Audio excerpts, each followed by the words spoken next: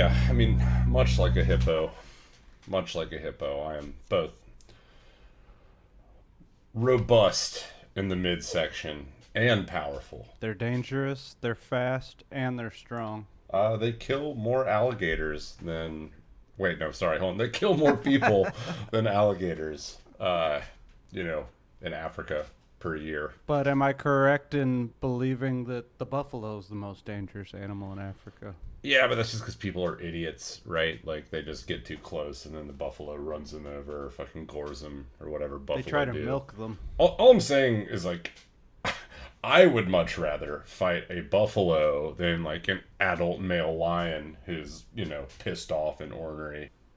I mean, they're cats. They're cats. They're, like, literally perfect predators, Like, it's pretty much them and sharks. I was watching videos of buffaloes in Yellowstone goring people earlier today, and it brought me so much joy. And I remember even thinking to myself, these are my favorite kinds of videos that I could possibly watch because, like, these tourists get very close and then they get rammed by them, and they just deserve it so much. They do. And, we also, we did terrible things to the buffalo here in America at one point. So it's like Revenge of the Buffalo, It's beautiful. It is, kind of.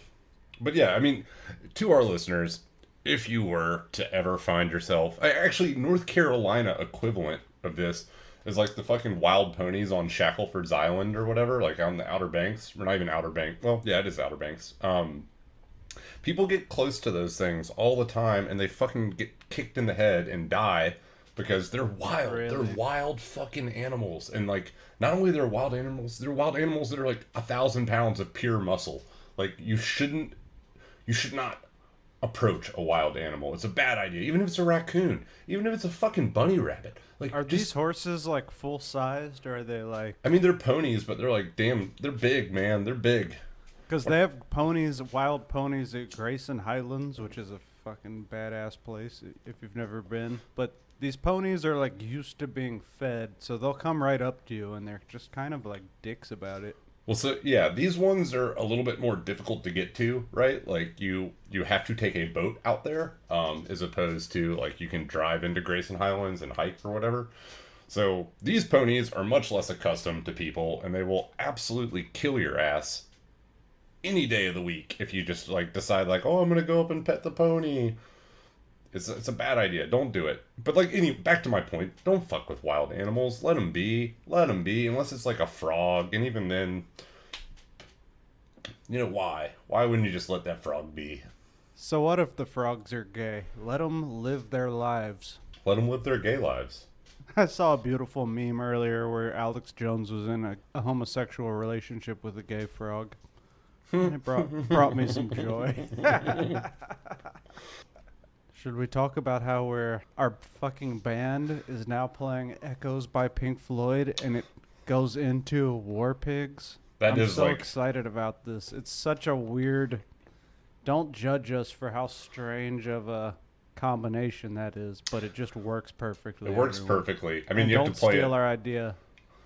Yeah, we just threw out our fucking, like, our fucking money opus. Play, and now every band that covers Pink Floyd songs this side of the planet's gonna fucking work that in. But it is sweet, listeners. You guys are gonna love it. Speaking of listeners, welcome back to Far Out Flicks. I am your host Andrew, and here joining me in sunny Rollywood is B-Money. B-Money. This week we got a doozy for you. Yeah, this one's a little weird, right? Like, I'm excited about it, but I don't even really know how to approach it. It's just so far out of our wheelhouse, other than, like, we did one guest episode once and it wasn't even that good, which is, like, approximate to this, but not even really. I think this is more far out than Step Brothers, if that's what you're referring to. This is more far out. It is a comedy, though, folks, just on the front end. So if you're just, you're just here for the fucking gore and me filleting the gore, then, back out now. But it is a comedy. But it's a comedy that is about filmmaking, and it's a satire on the entire film industry. So I think there is a lot of fun stuff to talk about. There is, and this is a film that did blow my mind the first time I saw it. I went in with like unbelievably low expectations for whatever reason. I think it was because Same. like, at the time, like some of the actors involved hadn't done anything that I would have, like really considered groundbreaking in a while. This came out circa 2008.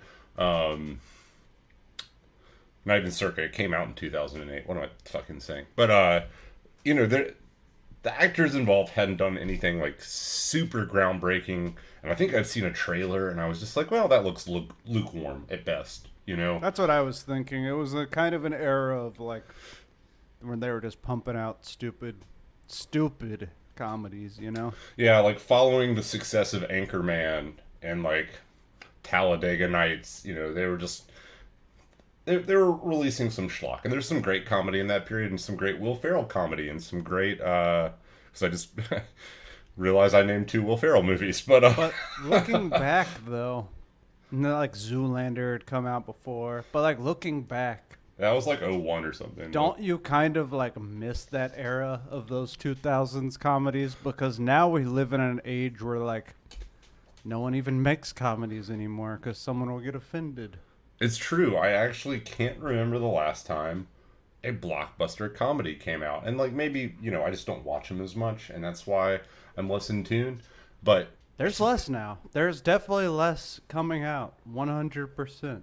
Especially less ones that like push the boundaries as much as this film, which is Tropic Thunder. And at that time, comedies were pushing the boundaries, and they weren't afraid to be offensive. You had Borat and all these other just totally absurd things that it's a little bit cliche, but like you probably wouldn't even be able to make those today. People are so sensitive, maybe with good reason. Even this one, I'm a little ambivalent about like how I feel about some of it. somebody once told me, like in regards to comedy, that it's like you either can make fun of it all or you can't make fun of anything.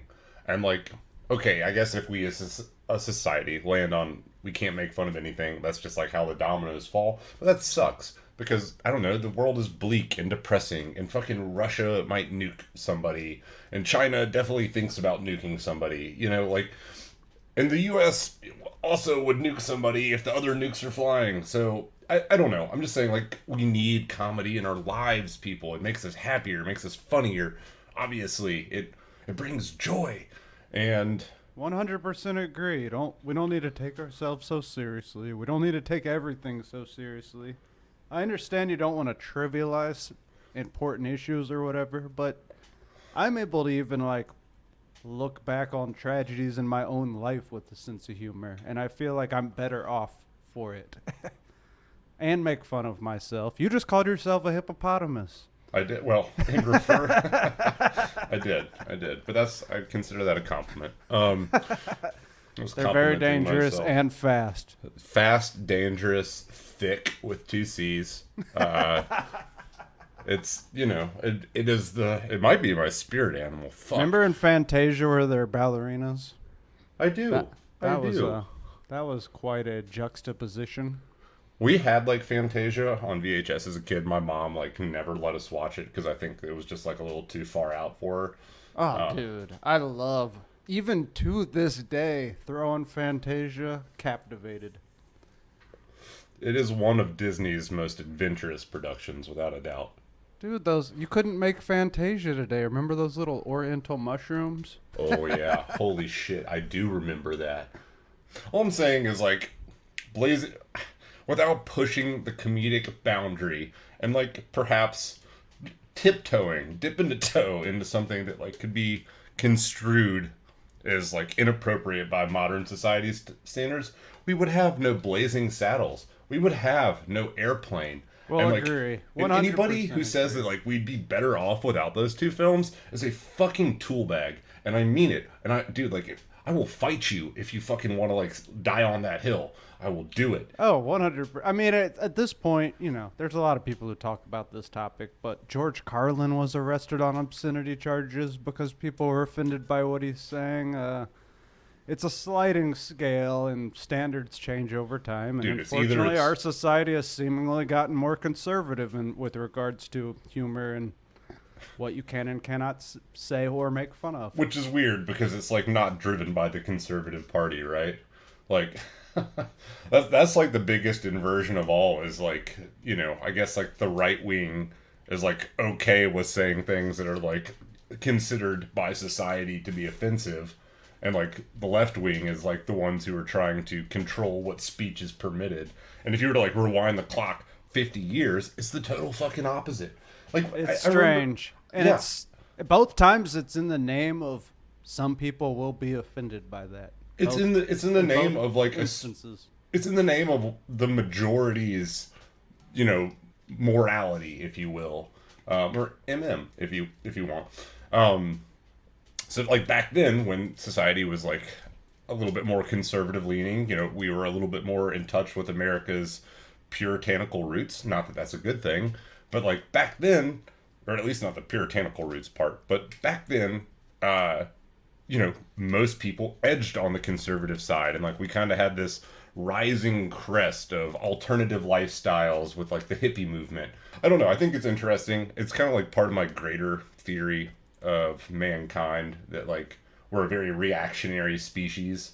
Like something, the needle moves too far one way, it causes a big fucking swing the other direction. And that's why like you should just like try and minimize how far the needle's moving from center is like the healthy thing to do as a society. But, I think that's fair. Well, I mean, a legitimate concern is that it could swing back too far in the other direction always, right? Yeah, and then you end up with like Gilead or the USSR. Which I'm not going to say that Simple Jack is not offensive. It's extremely offensive. Let's be real. That part of the film is offensive. It was offensive when this movie came out. Like at that time, it was very offensive. So I don't want to go overboard with defending it on a certain level because the whole movie is a satire and a commentary on actors who take themselves so seriously and exploit serious issues to win Academy Awards or whatever. The Simple Jack one, as hinted between the dialogue between Ben Stiller and Robert Downey Jr., is like a pointed jab at actors who, are perfectly abled in terms of like, what they're capable of from like a biological standpoint, who take on roles of the differently abled, such as like Radio or Forrest Gump or I Am Sam. It's classic Oscar bait also, unashamedly. And they do, it is unashamed Oscar bait. Fuck, Cuba Gooding Jr. got an Oscar for Radio, didn't he? Did he? Well, he didn't go full, did he? Radio, man, I don't know. They didn't mention it in that dialogue for a reason, and it's because I think it's the one that like steps outside that rule, which we can't even say. We can't say on the podcast. I'm not saying it. I'm not saying it. I like my life. Now I have to know, did Radio win any Academy Awards? Fuck yeah, did. He won Best Actor, bro. No, he didn't. Fuck. All right, well, we can just... He won some NAACP awards. Oh, it's different. Yeah? Is it? Is it different, Brain? What's different about it, man? See, this is like high quality content, but the only thing is it's going to attract the wrong user base. So that's true. We don't want to lean too far into that direction. It's a fun movie. No. I think it's fun. I liked it. I laughed. I laughed at the parts I wasn't supposed to laugh at. I, as the God Emperor of this plane, am telling you now that you are not a terrible person, and anyone who tells you so is full of shit. It's very offensive, but it's kind of fucking hilarious. And the dude's chasing a butterfly through the field with a mallet is all I'm saying. The whole film, again, is a satire. It is a commentary on Hollywood. And they're playing characters who are playing these awful characters. Should we be allowed to have awful characters in art, in literature, in film? And can they be anything other than villains? Is I guess the follow-up question to that. Right. Dude, I love a bad character one. I mean, not necessarily like this, but all of my favorite characters are villains, and it's because I'm a bald man. But like my favorite literary character, I think of all time, is the Judge from Cormac McCarthy's Blood Meridian. I just think he is like so chillingly awful. Well, it's interesting also in this age of like prestige television and all of what a lot of the media we get now, people are ambiguously like in between good and evil, right? Like Walter White, Tony Soprano.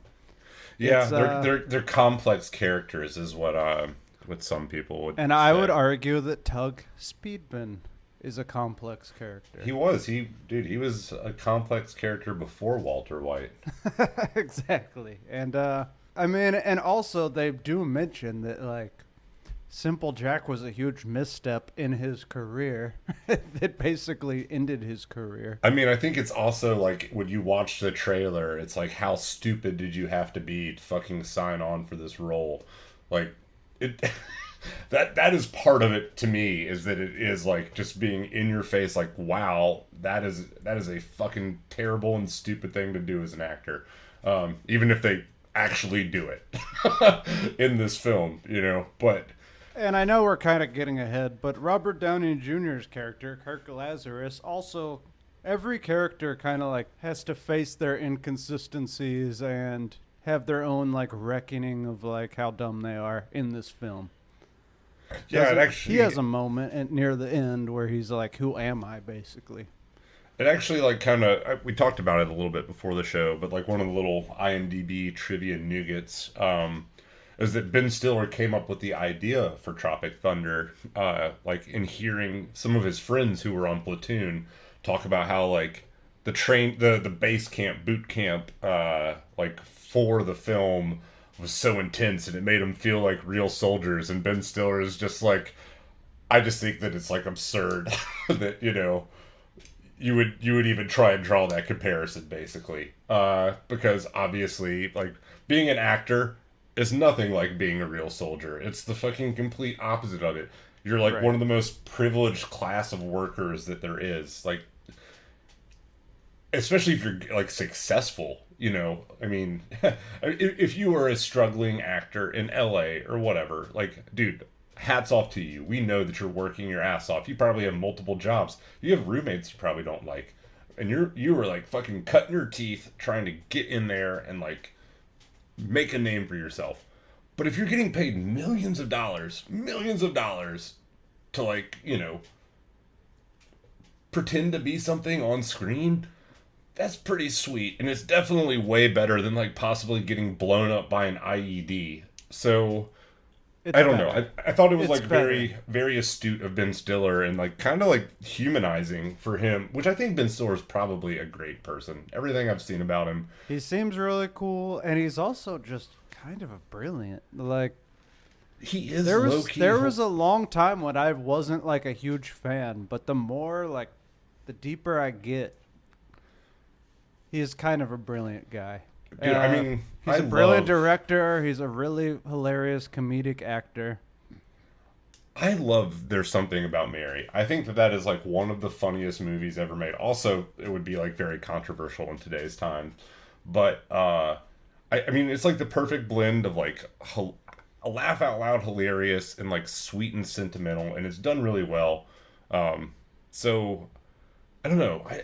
I don't feel bad championing Ben Stiller, even if he like, may or may not have had petitions started against him in this film in recent years. But yeah, so Ben Stiller, he co-wrote and directed this film. Man, looking at his filmography, he has done so much stuff. And he's actually been directing for a long time. I think some of the first ones he directed were, well, first of all, The Cable Guy. I feel like that might have been his first huge movie that he directed. Which I didn't even know that he was the director for that. He was, and I think that might have been his first like major motion picture that he directed. But I thought that was good. I don't think people, similar to Tropic Thunder, maybe was divisive for different reasons. But The Cable Guy was good, man. We talked about Judd Apatow last week. I was talking shit. You were shit. Isn't totally how I feel, because I forgot that he made Heavyweights. which is actually an awesome movie. Most of Judd Apatow's movies are awesome movies. They're good. They're good. They're just Sometimes they're I a don't little. even like Seth Rogen. I think Seth Rogen's kind of a fat piece of shit. But like, Judd Apatow's works are good. They're good. They can be a little sentimental for my taste. I recently saw The King of Staten Island, which was pretty good. A little sentimental though for me. Mm-hmm. I mean, that is his thing, right? Like, add some comedy and some feels. I get it. It's a pretty good formula. But yeah, I think Ben Stiller is the man. He co-wrote this with Justin Theroux and Ethan Coen, who Justin Theroux has some Far Out Flicks kind of tie-ins. He's worked with David Lynch. He was in Mulholland Drive, Inland Empire. He was in American Psycho. The Netflix show Maniac. Did you ever watch that? I did. That shit's super far out. I loved that one. Yeah. Jonah Hill and what's the girl's name? It was like a Xavier Renegade Angel episode brought into a somewhat more palatable format for. I don't even know what that is. You just referenced. Oh, it's an Adult Swim show. Like, it's super surreal. Like anime? No, it's like 3D computer rendering. Okay. Very interesting. And then Ethan Coen, who's an Israeli-American guy who got his start working with Mike Judge. Oh, we love Mike Judge. We're big Mike Judge fans. Yeah. And his first credited scripts were for Beavis and Butthead, and then later he worked on King of the Hill for years and co-wrote Idiocracy. They started writing the script in the late 80s, so this was like 20 years in the making, which is kind of insane. It really is, man. That's a long... I mean, obviously, people, when they have something they want to make, and, like, they have the resources, maybe it does take 20 years. I think of The Man Who Killed Don Quixote, like, filming for that stretch, 40 years just short of? Well, it kind of goes back to what you were saying earlier about how you had the lower expectations. I also did, because I kind of just assumed that they had made this in 6 months and it was a cash grab with like an all-star cast to just, make tons of money.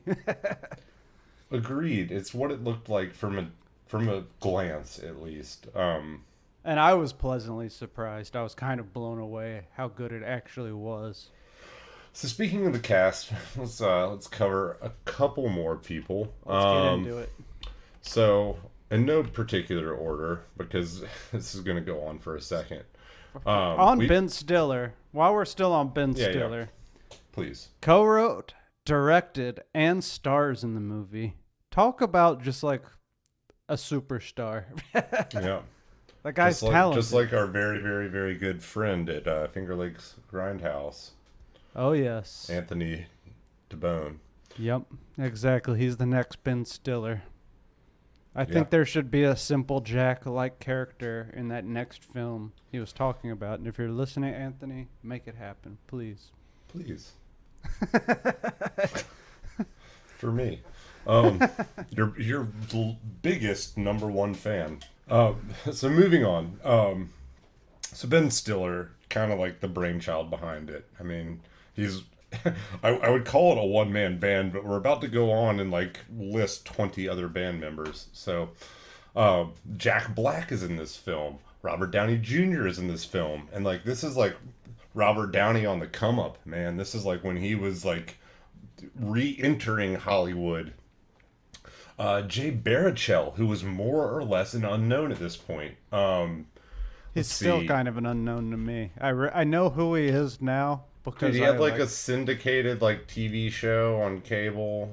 Yeah, I didn't care for it, but that's fine. Jay Baruchel has done a lot of additional stuff. He's even done some like serious indie films or whatever. So fair. Brandon T. Jackson, Danny McBride, Matthew McConaughey, Bill Hader. Danny McBride. I love Danny McBride. And this was also a fairly like early stage Danny McBride. Nick Nolte, and of course, how could I not list this one? Tom Cruise. Yep. Big role for Tom Cruise. I mean, I feel like we almost have to go into each character one by one, but Tom Cruise, this was like right after the couch incident on Oprah, and he had all this bad press, and this was kind of like his big, like, relatable, I can make fun of myself moment, which part of me does not feel like he makes fun of himself and is able to make fun of himself, and he's been deified within Scientology, so I definitely don't think he makes fun of himself. Well, so I mean, Tom Cruise is like definitely poking fun at like slimy, Hollywood executives or Hollywood producers, I should say. But whatever, tomato, tomato. So like what comes to mind for me is the Weinstein, the egg shape, the Eggman. The Eggman. The Eggman. The egg-shaped penis that had gangrene. Also, I didn't know he's in prison for like 23 years. He's probably going to die there. Awesome. Anyways. Deserved. I will say this. Tom Cruise, he invented the character of Les Grossman. He was originally actually going to play, I believe, the agent. And then Peck, which there's kind of a long story. Multiple people are going to be Peck. This is kind of hard to parse out because there's a lot of details. Every character has like a pretty involved backstory, and even like on the production side of things. But Tom Cruise invented this character of Les Grossman, so he was actually kind of a creative force of the film because he read the script and said it needs another villain besides like the 12-year-old gang leader. Which he was right. I do think that added a whole nother layer, right, of like the studio being evil and being against them. Yeah, and it's like competing villains almost a little bit, right? Like the villains face off. You never get that. Right. Without them joining forces, you never get that. And it's funny because in the film, Les Grossman, Tom Cruise's character, has like a crazy hot temper and treats everyone poorly, which I don't know how much of a stretch that is from Tom Cruise. Again, I think he's trying to just like depict the characterization of like a Hollywood producer. But I also, in my mind, I think he just like walks around all self-important around the Scientology compound, like degrading people. I don't know if that's true. He also might fuck fish, but anyway, like, and I don't mean like a mermaid people. I mean like a cold trout you might pick up from your local food marché. It's a very specific fetish. That's kind of disgusting. That's pretty fucking specific. I hope they're dead for their sake. It's not even alive.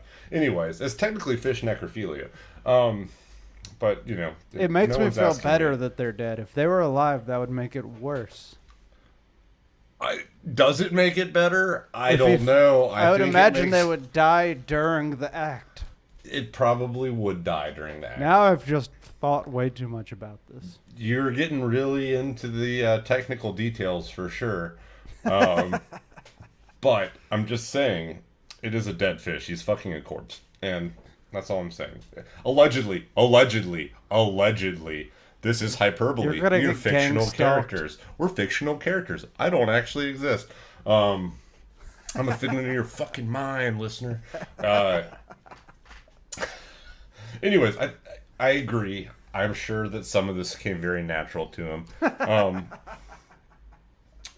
I will say, one fun little fact about his character, Les Grossman, is that he had prosthetically enhanced hands in this film.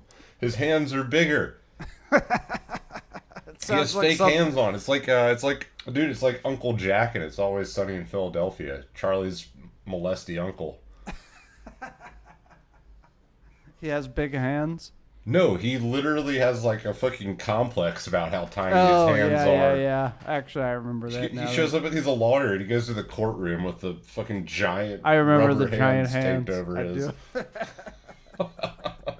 It's kind of fun. So that actually happened in this film. Then we got Jack Black playing Jeff Portnoy, who is a drug-addicted comedian who his big film was called The Fatties, and his most recent film was The Fatties Fart 2. And that's like in my mind, it's like a pretty obvious nod to the Clumps or whatever, fucking the Nutty Professor family. I did read somewhere that he was based off Chris Farley, which maybe that's a little insensitive. I don't know. I don't think so. Yeah, I'm not gonna. That's not where I'm gonna draw my line with this film. So, I do love Chris Farley though. Love Chris Farley, and man, he poked fun at himself all the time. I don't think he would have a problem with it. Yeah, but he was very upset about being overweight. Anyways, it's a whole thing. It's a bummer. We're not fucking going there. We're not gonna feel sad right now. No, I refuse. I don't know if I'm even chemically capable of feeling sad right now. To feel sad, you would have to also be able to feel joy at times. Yeah. Then we have Robert Downey Jr., who I think might be one of the more interesting characters in the film.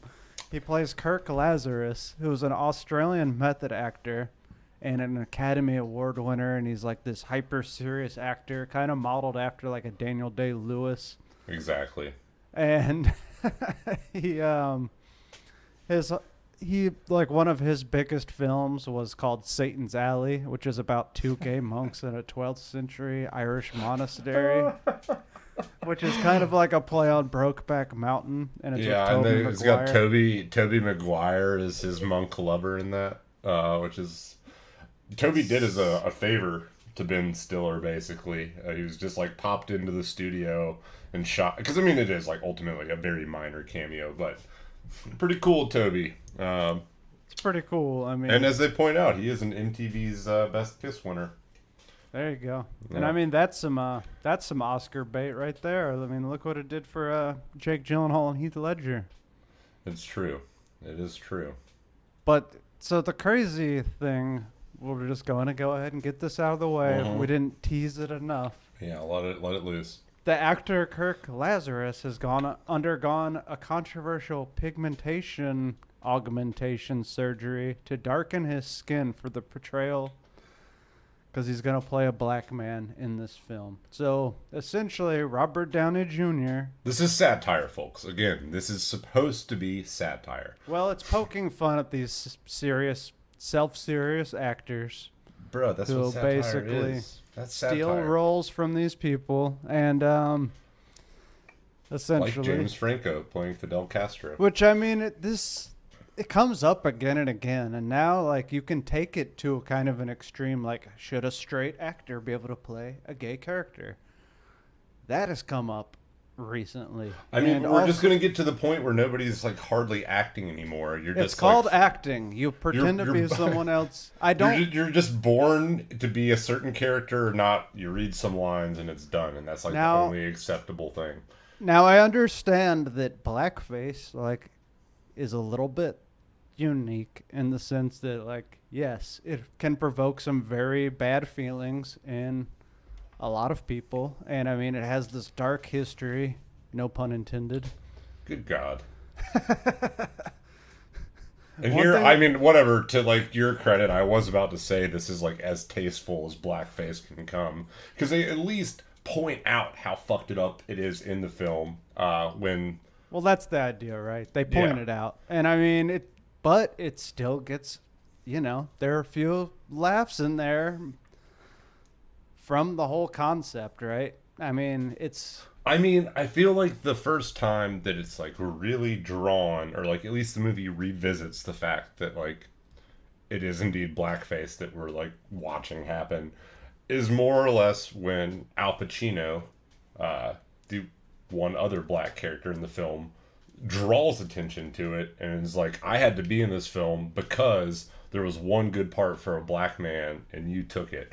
And also, get some jabs in about the whole the whole Australian thing, which, his character Kirk Lazarus is Australian. And then it, to juxtapose it, he freaks out about it. He can't take it. He can't handle the fact that he's making somewhat pretty much any American at least would be we'd call it mild-mannered jabs or whatever. Being Crocodile Dundee or whatever. I don't have a good Australian accent, but right. He gets all sensitive about Cut it that too. he's all sensitive about it, and it's like I don't know. It's all satire. It is pointing out the hypocrisy I will and the say, like, absurdity of it. I will say that if there's anything that makes it not work and not land as well, it would be that the other black character, again, Al Pacino, he is kind of a stereotype in himself to some degree. Right? He's the one real black guy in the film is a rapper who, I mean, to what? Sure, but he's much more than a rapper. All right, I'm gonna fucking break this down for you. Brandon T. Jackson, by the way. No, he has, dude. He is probably like during this film, in this fictional universe, one of the wealthiest cast members, just because of the amount of income or revenue streams he has. The endorsements from Bust a Nut Candy Bar and Booty Sweat Energy Drink. They're not even endorsements. He owns those brands. He owns those consumer goods. It's clever. Booty Sweat is clever. I bought weirder sounding energy drinks, So, I know I have. I've put some weird... I literally bought a Monster one time that had Russian characters on it from a gas station in North Carolina. Cyrillic alphabet characters, I should say. But no, he is a rapper, yes, an extremely famous one. But he also owns his own clothing line. He also has a energy drink company, and this was in 2008. Like, this is before Rap Snacks was a thing, man. So all I'm saying is that I don't know, man. Calm down. It pisses me off that you would trivialize Al Pacino's character. Sorry, man. I was defending. I'm just saying he's more than just a rapper. That's unfair. That's an unfair critique of the character. He's a rapper and he's an actor, but I mean, okay. Fair. I want to throw this out before we get too far. Robert Downey Jr., well, they did, I guess, like, fucking basically 15 years after this came out, like in the 2020s, some people on Twitter tried to cancel him because they were like 20 years old and had just discovered this movie, which it's too late. It's already been out for 12 years. It's too late. And also, Zoomers, just, like, stop trying to do anything. Like, just stay at home and don't work like we all know you want to do. All right? Watch your TikTok and rot your dumb little fucking Zoomer brain out. And don't come after my boy Robert Downey. He's brought me so much joy over the years. And you don't know the life that man's lived. You guys are not even kind of old enough to know the odyssey of Robert Downey Jr. Going back to the cast, Matthew McConaughey, he plays Rick Peck, a.k.a. the Pecker, and he's Tug Speedman's agent. And the Pecker. This was kind of interesting. Originally, so Ben Stiller created this movie. Originally, he wanted the main character, Tug Speedman, to be played by Keanu Reeves, and he was going to play the agent. Well, once, I guess Keanu turned down the role, and once he was cast as the main character, he wanted Owen Wilson to be the agent. And this is shocking, and I don't want to... This is not funny at all, but... No, it's not. Apparently, Owen Wilson actually had a suicide attempt, which I don't even feel... What do you mean, apparently? It was all over the tabloids when it happened. I don't remember that. And I was shocked to find that out, because he seems like such like a fun-loving person, but I guess that's a lot of comedians who end up having dark, depressing... I want to say it was like after Wedding Crashers, too, which was a huge commercial success, and like really of the comedies of that era, I think that one just like has aged so gracefully. Like there's very little that's cancelable about Wedding Crashers, right? Like it's just good old fashioned fun. It's just good old fashioned fun, like a motorboat. But I think that his. That period of Owen Wilson's life occurred after the success of that, which made it like so jarring and shocking, because he was just like this like happy, lovable guy. But then he did Marley and Me some years later. Well, he was addicted to heroin and cocaine, so I mean that'll do it. That'll fuck your serotonin receptors up real fast. That will do it. And That'll I mean all of these hyper successful people. I mean, maybe not all of them, but so many of them that they seem like they've got the world on a string and they end up committing suicide later. I do believe a vast majority of them have long histories of drug abuse. And like you said, I think once you mess with that balance of brain chemicals, you're at a deficit as your normal state of being. Yeah, those fucking those neural pathways are wired, man. It's like real tough to come back, but it's possible. And if you're struggling, don't you take that as like some fucking surefire end into your story. Like, you can get help, you can recover, you can live a happy, fulfilling life. It's just gonna be tough. You're just gonna have to replace it with food and other addictions. Yeah, food, masturbation, porn, gambling. But really though, you just have to achieve homeostasis and work whatever your personal program is, one day at a time. But anyways, for sure. So yeah, Owen Wilson had to drop out of the film, or was he didn't have to drop out, but I think Ben Stiller elected to he needed some time. Not ask him to do it because he wanted him to just focus on getting himself right. Which is, hey, it's a good friend, right? That is a good friend. And I mean, they had not long before this worked together on Zoolander, so I do believe they were quite close. Mm-hmm. Then we got Nick Nolte as Four-Leaf Tayback, who's the author of Tropic Thunder, the Vietnam memoir, which this film they're making inside the film is based on. And he's a man who had both of his hands blown off with a grenade and now has 2 hooks, which, we'll just go ahead and get to it since we're so far in. Later on, we find out that it's all just, he's a fraud, basically. He's a fraud. He served in the Coast Guard Sanitation Department. Never left the mainland of the United States. Yeah. Man, so for the marketing of this film, they went all out.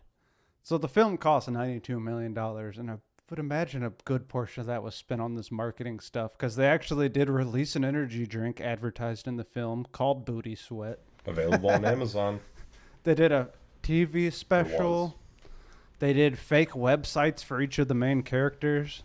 They made a 30-minute mockumentary that's included in the special features, which is on YouTube. Have you seen this, Andrew? The I haven't. I know you mentioned it. I didn't have time to get to it today. Fucking funny. Because it's I'm gonna put it on after this. So there's a dude, I almost found it funnier than the actual film itself. It's called Reign of Madness. And it's kind of a parody of Hearts of Darkness, a filmmaker's Apocalypse, which is the making of Apocalypse Now. Yes. Which we talk about in our Apocalypse Now episode. Check it out, folks. And Justin Theroux, who was one of the writers, he's also an actor. He plays a Werner Herzog narrator, who's just a parody of Werner Herzog, named John Jurgen. And and he just... It's fun. That's and fun the whole time he talks like Werner Herzog. And, they do all this behind-the-scenes footage, real footage behind the making of Tropic Thunder, but where all the actors stay in character. Which I didn't mention this earlier, but, Robert Downey Jr., he plays Kirk Lazarus, who is a You did mention that, but... Yeah, we did mention that, but he is a method actor who always stays in character, which that part is actually based on Robert Downey Jr., and this makes it so meta and even crazier. But Robert Downey Jr. actually stayed in character of Staff Sergeant Lincoln Osiris. Yeah. He actually pretended to be a black man even when they weren't filming, which made everyone uncomfortable. They finished the DVD commentary, and then he immediately returns to his normal self. That is fun. But it's fun. But yeah, it's so absurd. And this documentary, Werner Herzog, right? He's at one point he's going around, he's talking about each of the characters. And at one point he's like, Kirk Lazarus' total commitment to past roles had been borderline unnerving. While in Ireland preparing to play the gay priest in Satan's Alley, he was once found circumcising an adult male behind a pub in Belfast. It's so absurd. It's on YouTube. Watch it. If you enjoyed this movie, This is like a little hidden treasure for you, Flickers. You're gonna love this. I'm Reign of excited. Madness. Reign of You can Madness. pretend like you're watching it with me, because this is like I can say this with a straight face. I have not seen that, and I don't watched say that it often. today, and I was dying. And then at the end, there's like a Werner Herzog Grizzly Man type twist where obviously the director steps on a landmine at the end of the documentary. Oh, speaking of the director, we didn't give him credit. Steve Coogan. I love Steve Coogan. I think Steve Coogan He's hilarious. He's fucking hilarious, man, dude. Hamlet 2 was so fucking funny. Like, I've not seen that. Hamlet 2 is so underrated, in my opinion. Maybe that can be a side flick. It might be a side flick. But everything Steve Coogan's in is, like, pretty fucking funny, in my opinion. I think he's a very funny guy. And he plays the director. Damien Cockburn. Cockburn. Yep. And he... Spelled like it sounds. He's the director in the film, and we've talked about this a million times. The Island of Dr. Moreau. What's Lost Richard Soul? Stanley. Lost Soul, the doom story of Richard Stanley's Island of Dr. Moreau. That fucking mouthful. It's basically a play on that. So it's like they're kind of, throughout this, they're making fun of all these famous documentaries about filmmaking process itself, all of the Hollywood machine. It's just so clever. But yeah, he's like can't control his actors because he's hired these like big stars, which is exactly what Richard Stanley experienced with Val Kilmer and Marlon Brando, who are basically just like, you know, Marlon Brando's like, I'm Marlon Brando. I'm going to do whatever I want. And if I want to say these lines, I will. And Val Kilmer was just like kind of an egomaniac in that film, at least according to some. That's how he's portrayed in that film. I finished that film not liking him very much. And then like I constantly find myself reassessing my opinion of Val Kilmer. Like, is he the man, or is he kind of a dick, or is he just like a complicated human being full of contradictions? Yeah, I also want to say, where was that filmed? Was that filmed in Vietnam? Kauai. In Hawaii, which I think that was the largest production they'd ever filmed on the island. Before that, it might have been like parts of Jurassic Park were filmed there. But yeah, just getting into the film, it opens up with all these fake trailers for each actor's various films, which are just so absurd and fun. What's your favorite one? I mean, I do love Satan's Alley. Winner of the Beijing Film Festival's coveted Crying Monkey Award. Coveted Crying Monkey. Yeah, that's an important descriptor. I think my favorite one... It's got to be Satan's Alley, right? It is, because it's the most serious, but I also I like the Scorcher trailers as well. Yeah. Why does he always have a baby? It's like Shogun Assassin-esque. The man who did it 4-5 times before is going to do it again, but this time it's different. He has 2 babies that time. I don't know if... Then there's the fatties fart too, and then Jack Black. It's one of like the one-liners from the film. He says, "In some cultures, it's considered a compliment." Yeah. I just don't think that's true. Maybe it is somewhere. I don't know. And I guess, like, let's just discuss the characters themselves. So, Ben Thorpe, who plays Tug Speedman. Tug Speedman is kind of like a washed-up action hero, right? Like, and this is before the Expendables. You know, this is before action heroes could have a second act, 8 times over or whatever. But he plays a washed-up action hero who's kind of like at the end of his luck. At one point he was a big deal.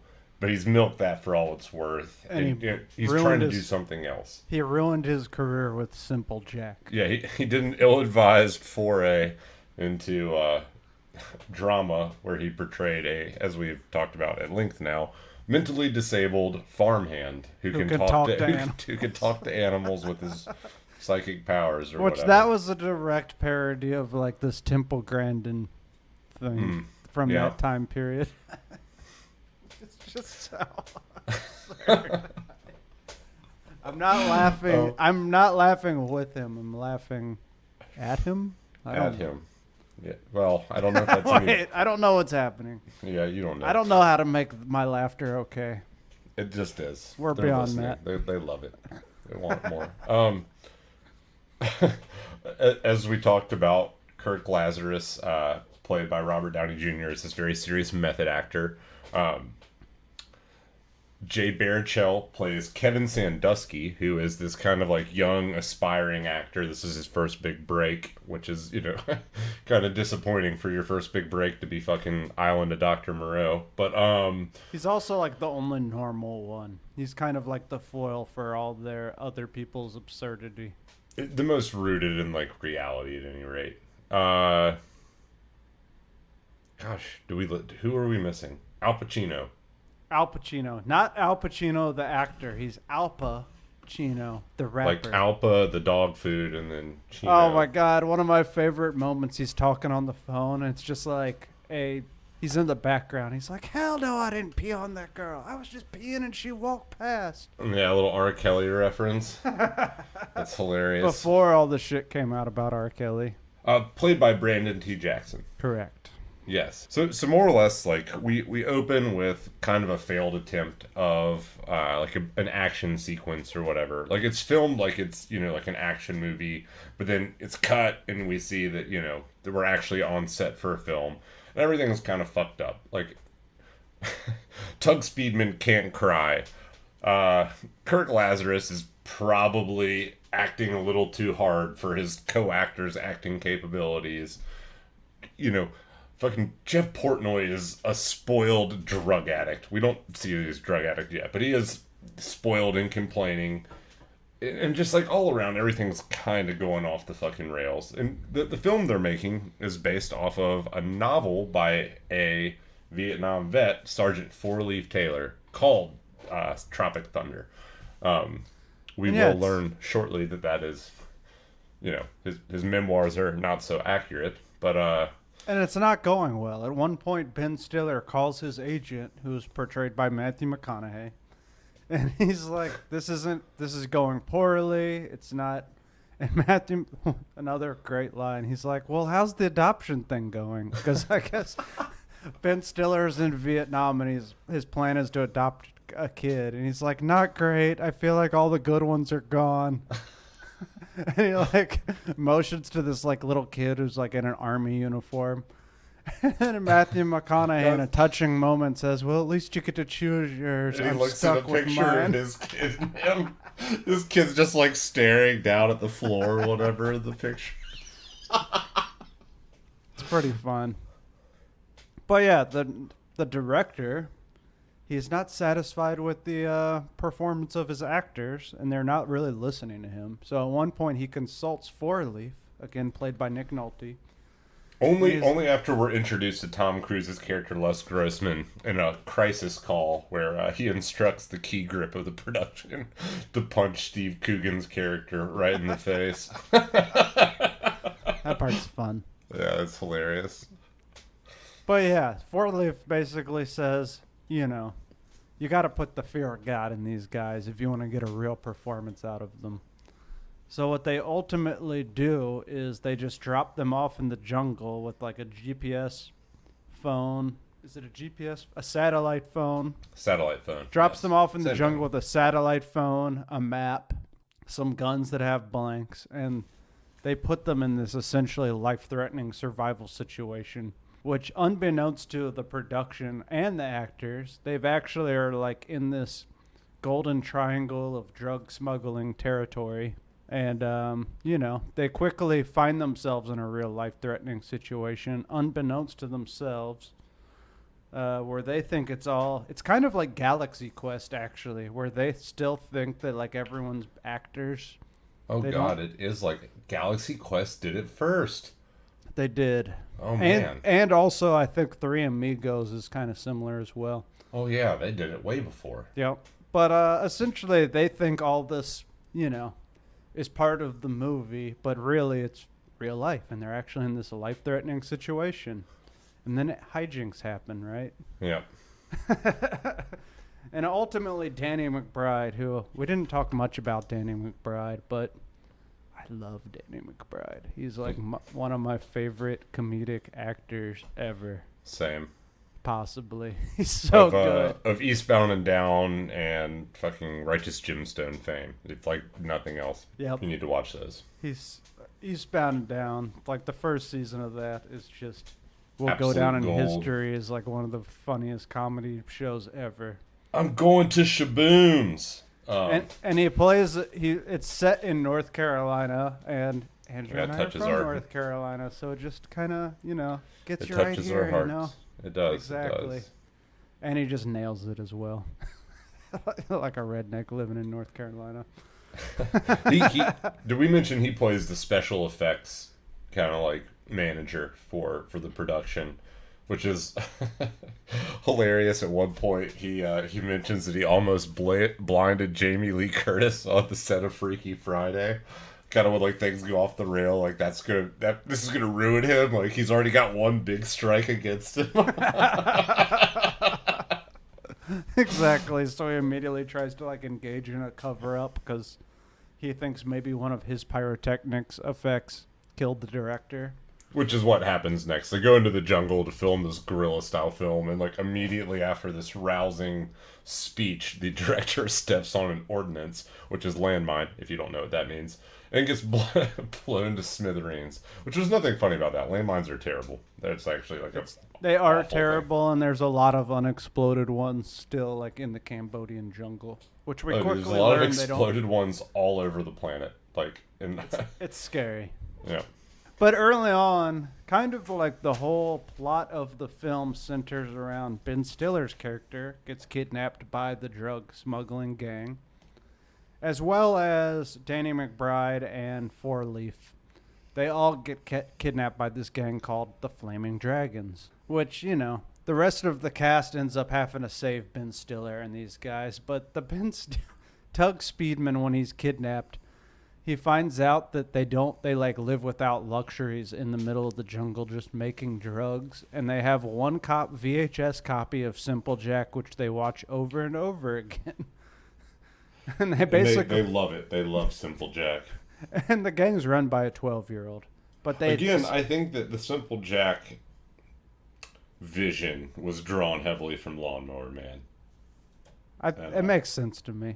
I think it's an amalgamation of like a lot of different sources, but that a lot of surely is one of poor depictions. A lot of right. Yeah, a lot of them blended together, and a lot of them actually taking themselves seriously, which it's kind of just pointing out the absurdity of that, right? Yeah. Because Radio and all these movies, The Bright Side. I don't know if that counts, but. I don't even know The Bright Side.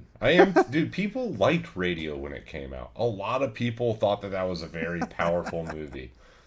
And I watched it and I was just could not take it seriously. And Forrest Gump even doesn't like quite hold up. Is that controversial? It is, because people really love that movie. I mean, I still regardless love of Gump, it possibly tiptoeing around, Tom Hanks's performance is bonkers, though. Jenny. It's bonkers.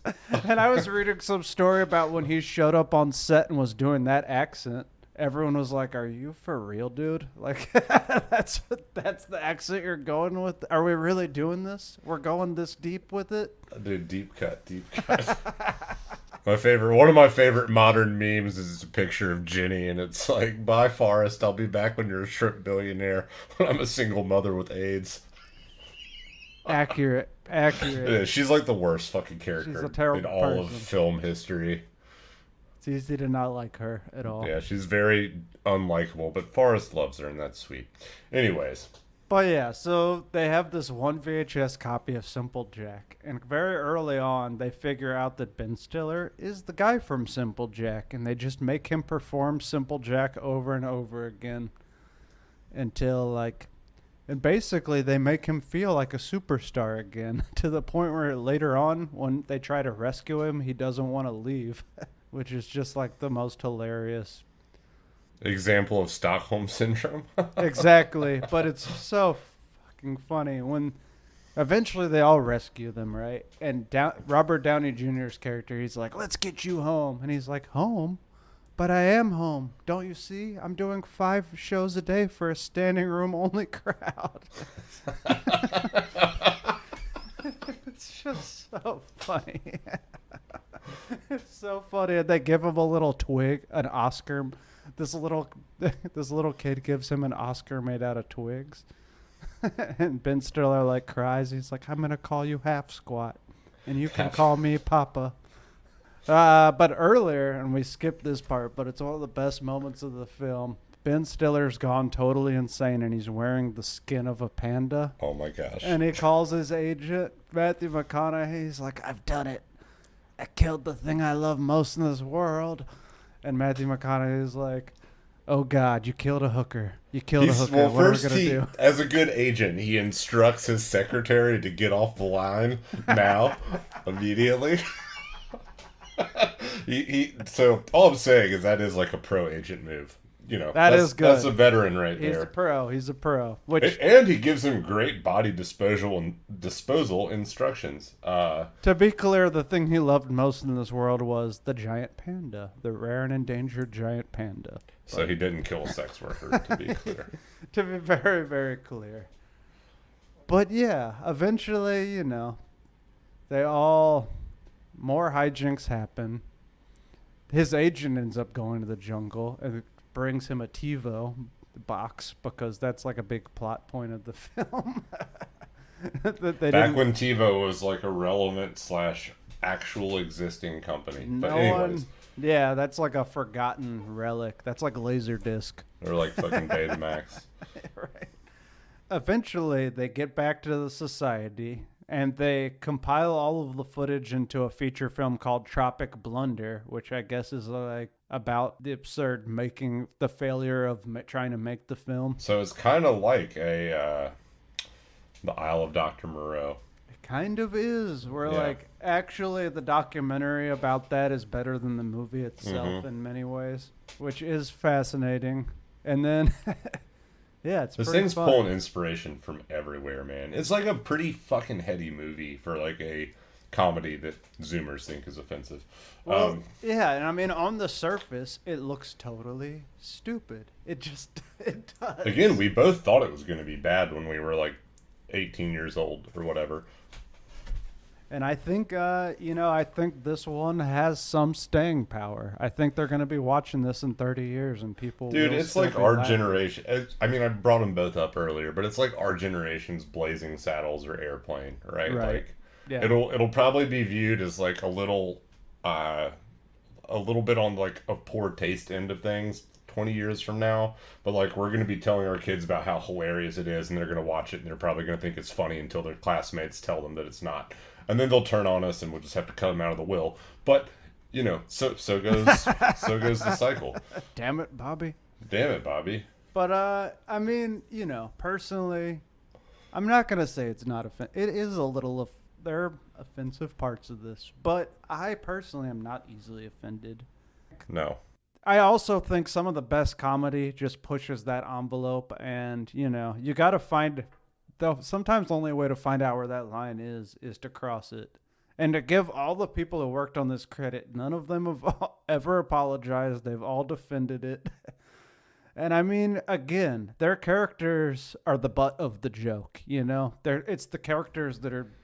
It is satire. awful. Dude, like how far off are we from canceling The Onion? I do believe that if you cancel satire, like, you're canceling... And comedy is... It's commentary on society that often Bro, there's literally satire protection laws already in place. Like, well, they didn't save. I mean, for how long? Right.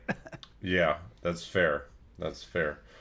I mean, so yeah, like, you couldn't sue over it basically if it's obviously satire. Instagram is within its right as a private entity to like fucking ban whoever it wants. Do I agree with that? No. I think like if you're gonna have, if you're gonna allow anything, it's just gotta all be open, right? And like That's a whole other like and let philosophical like human discussion. consciousness sort out the good ideas, bad ideas. Like you are not God. You don't get to play censor. Well, But- I think ideal form capitalism should sort out the good ideas from the bad ideas in That's that the idea, regard like of private fucking businesses. You know, if hand you of the don't free like that, market. what that platform does, just go to a different one. In theory. Indeed. In theory. But I mean, I also hate both political parties, and there isn't really a good alternative that's not just going to kind of waste my vote. I mean, dude, but here's the idea is that's like the fallacy, right? Like as long as everybody maintains that thought process, then yeah, It's we'll true. only have those It's two true. parties. And how many, dude, we've gone through many political parties over the years, and although like basically the fucking tenets and values of the two are always the same, even if they just flip names. Right.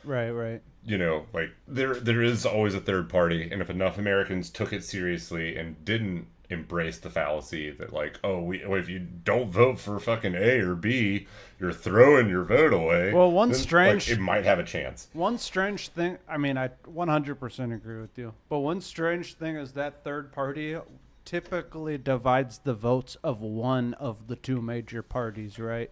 Oh yeah, and that's what they're both afraid of, right? Is that like Yeah. the third party is going to affect their voter base. I fucking hate It's so politicians. fucked up. God Yeah, damn it. it's so fucked up. Oh my god. Anywho's, Anyway, that's why I'm on Truth Social now. No, I'm just kidding.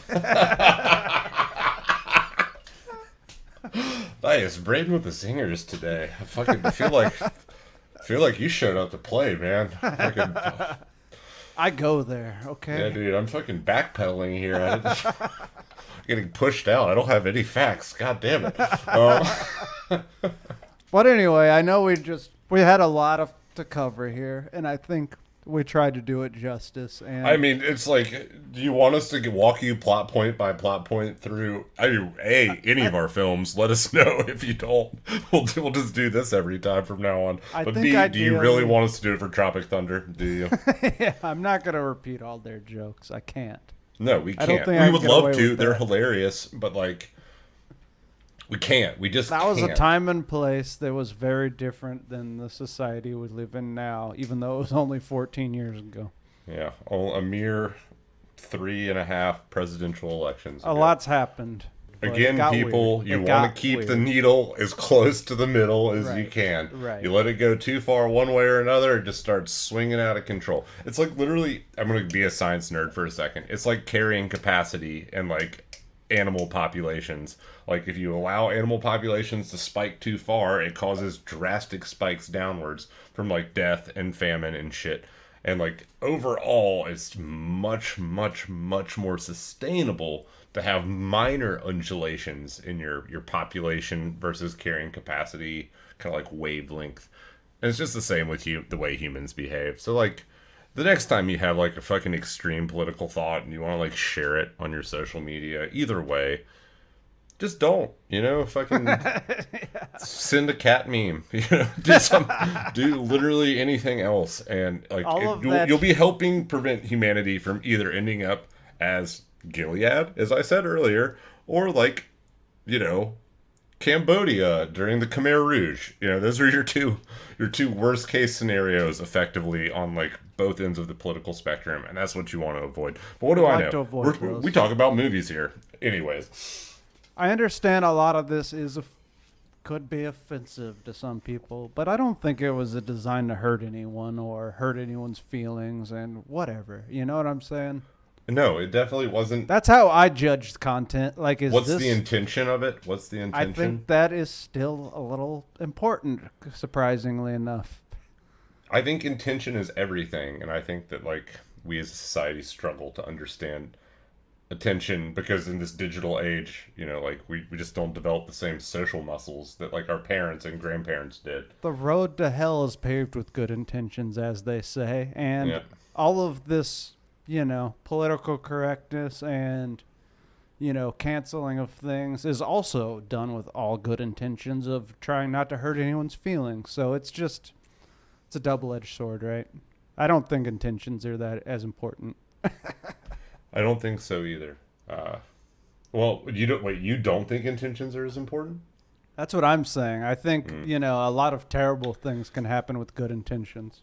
Sure, but I think in like judging the act itself, you should still take into consideration the intention. It doesn't make the outcome forgivable, and it doesn't necessarily Right. make the action totally forgivable.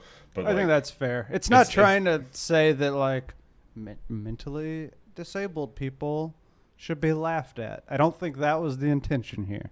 no, absolutely It's saying not. that actors who try to portray mentally handicapped people, man, we just dug ourselves in a deep No, hole, but actors who like you're take following me, themselves right? seriously, like in any way, shape, or form, whether like it is taking on a role like that and like acting your heart out on something that like probably should be reserved for somebody of that community. No, it was a good movie, The Ringer.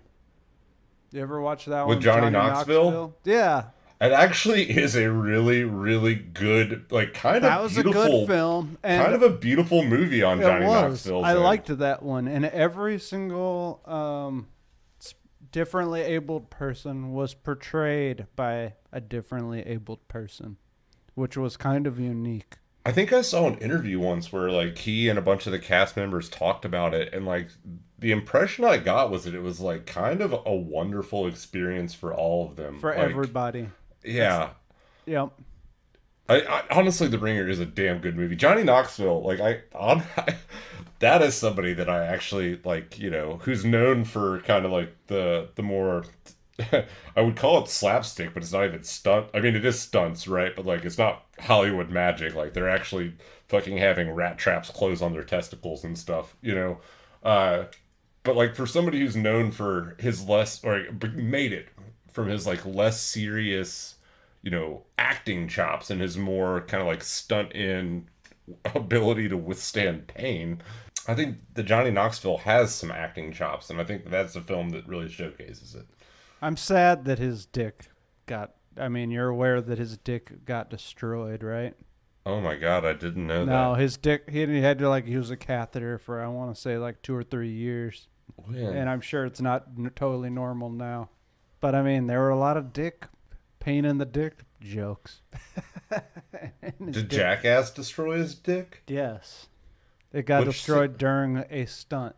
Which one? I don't. That's a good question. I don't think it was one that was like overtly about his dick, but at one course, point that's his the I one want that to does say it. his dick like got like split open or something. Anyway, Man, that does make me sad for it Johnny. makes me sad I'm because glad that he like takes it all in stride, though. apparently he was just the ultimate ladies' man for a while, which I can imagine. They were wildly popular, He and that broke is kind his of a penis, cruel is what irony I'm of seeing. it's a cruel irony of this world. No, all right, no, I'd fact check this during Tell our me what conversation. happened. He broke his dick, so he couldn't get a hard on for a while, basically. But his dick works fine now. He tore his urethra, and it left him with a catheter for 3.5 years. Sure, but that's just like the internal plumbing got fucked up or whatever. Yeah, a bike came straight down on his Johnson, and the handlebar snagged on the impact. Oh my god. I mean, if that's not destroying your penis, apparently it's fine, but I mean, I'm sure it looks a little mangled. I'm sure- Johnny Knoxville, if you listen to this one, let us know. Let We us would- know. We'll have you on the show, You can send buddy. me that dick pic.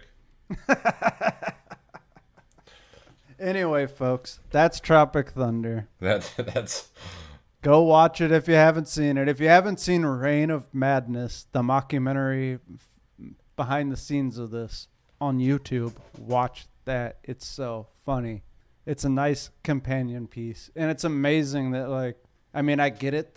They couldn't put that in the movie, but it's so funny that it's amazing that they didn't use any of that footage in the film itself. yeah. Well, I mean, I don't know. It's like it adds to it that they had that much extra that they, like they still had it in them to make some more hilarious shit to accompany this. Because like a lot of like DVD special features suck, right? 100%. A tremendous amount of them are just like borderline useless. I do remember when like DVDs became a thing and like the extra features was like very exciting though. Do you remember that? Oh, yeah. Watching the deleted scenes and stuff. Dude, deleted scenes, director's commentary, fucking Oh yeah, that was a big deal. And you didn't have to rewind it when you were done. Oh, that was a big deal. That was a huge deal. Dude, the worst though is like if you if you're like my family and like we frequently like the remote would just disappear or whatever, and you would get one where you would have to navigate like to the play selection to get it to start. Like if you hit the play button on the fascia of the DVD player, you just get a little fucking like no smoking symbol, you know, the fucking circle with the line through it. Oh yeah. And then you're just fucked because you You'd don't be have a stuck remote, on the and menu. Your parents are never gonna buy you a universal remote that could be easily programmed to fix that problem. Um, Oh yeah. yeah, but Well, DVDs anyway. were sweet. Fuck yeah! And you have Tropic Yeah, Thunder on DVD. I watched this one on DVD. You I have just happened to finally have it. lived out your promise from many, many episodes that you were gonna have the DVDs of all the films we watched. in my hand. But well, for the bonus content, Finger Lakes Grindhouse Prevents Till Death Do Us Part. We had the DVD in hand for that. Again, thank you, Anthony DeBone and the Finger Lakes Grindhouse folks. Anyways, folks, that's our episode. Don't come after us. Please. This is all we have. We have nothing worth coming after. Unless you just want the podcast and you can have it. Just leave me alone. All right. Until next week. Signing out.